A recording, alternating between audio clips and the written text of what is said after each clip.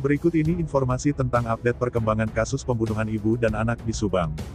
Mungkinkah Yosep dan Yoris saling berebut yayasan untuk menempatkan pimpinan baru pasca pembunuhan ibu dan anak di Subang? Mengapa timbul pertanyaan begitu? Karena antara Yosep, pendiri Yayasan Bina Prestasi Nasional, akan menunjuk kepala sekolah baru, begitu juga Yoris, sebagai ketua yayasan, juga akan menunjuk PLT atau pelaksana tugas kepala sekolah. Namun sebelum kita bahas, mohon subscribe channel ini dulu, biar kamu gak ketinggalan info-info terbaru dari kami. Kalau sudah, mari kita lanjut. Pihak pengacara dari Yoris, Ahmad Taufan, mengatakan bahwa sekolah akan dijalankan kembali dalam waktu dekat, sesuai keterangan Yoris. Yang menjadi persoalan, menurut Ahmad Taufan, adalah tewasnya pengurus yayasan, yaitu Tuti Suhartini sebagai bendahara, dan Amalia Mustika Ratu sebagai sekretaris, ditambah lagi, dengan lokasi pembunuhan atau TKP, adalah kantor Yayasan Bina Prestasi Nasional. Sampai saat ini, rumah sekaligus kantor yayasan itu, masih diberi polis lain, sehingga belum dapat digunakan lagi. Namun soal sekolah, menurut Ahmad Taufan, pihak Yoris juga memiliki visi yang sama dengan Yosep, apalagi Yoris adalah ketua yayasan.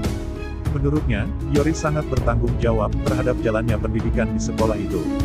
Menurut Ahmad Taufan, sekolah tersebut segera dijalankan kembali, dengan administrasi yang benar.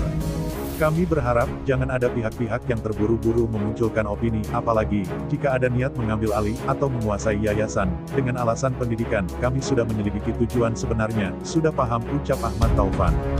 Ahmad Taufan mengatakan, yang berhak secara organisasi, adalah Yoris selaku ketua yayasan, dengan tanggung jawab ke Kementerian Hukum dan HAM.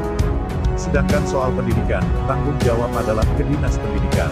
Sampai kini, tidak ada teguran atau surat menyurat apapun kepada Yoris, selaku ketua yayasan. Pihaknya Yoris segera mengundang kepala sekolah untuk menunjuk PLT atau pelaksana tugas kepala sekolah, kata Ahmad Taufan. Menurut dia, langkah yang diambil oleh Yoris sudah tepat, sebagai bukti, bahwa Yoris benar-benar ingin perkara ini cepat selesai, dan berharap yayasan menjadi jauh lebih baik lagi. Untuk sekolah, disebutkan Yoris tetap akan dijalankan kembali dalam waktu dekat. Kami yang mendapat kuasa, juga akan mengundang kepala sekolah untuk rapat dengan Yoris, kata Ahmad Taufan. Seperti berita yang beredar sebelumnya, kuasa hukum dari Yosep, yaitu Rohman Hidayat, mengatakan, Yosep selaku pendiri Yayasan Bina Prestasi Nasional, sedang melakukan proses aktivasi kembali untuk sekolah tersebut. Rohman Hidayat menyebutkan, proses aktivasi kembali dua sekolah, yang dinaungi Yayasan Bina Prestasi Nasional, sedang diurus oleh Yosep selaku pendiri. Dikatakan, pihak Yosep sudah memperoleh izin, dari pihak kepolisian untuk mengambil berkas-berkas, dan dokumen yayasan dan sekolah, dari tempat kejadian perkara atau TKP, yang sekaligus kantor yayasan. Bahkan kata Rohman Hidayat, saat ini, sedang dipikirkan menunjuk bendahara baru, dan sekretaris baru yayasan untuk mengurus keuangan, berikut pergantian kepala sekolah.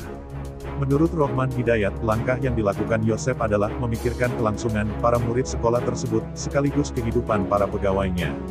Selain itu, ada sejumlah pertanggungjawaban yang harus dilakukan, misalnya terkait dana BOS untuk bangunan sekolah, dan lain-lain. Tak hanya itu, Rohman Hidayat juga mengatakan bahwa karena yayasan dan sekolah menjadi lama terganggu aktivitasnya, membuat ada sejumlah murid yang mengajukan pindah sekolah. Nah, bagaimana menurut kalian? Terima kasih sudah mampir di channel kami. Kami tim kru redaksi yang bertugas mengundurkan diri. Semoga terus diberikan kesehatan, amin. Serta pelaku Subang semoga segera ditetapkan siapa pelakunya. Amin amin ya robbal alamin.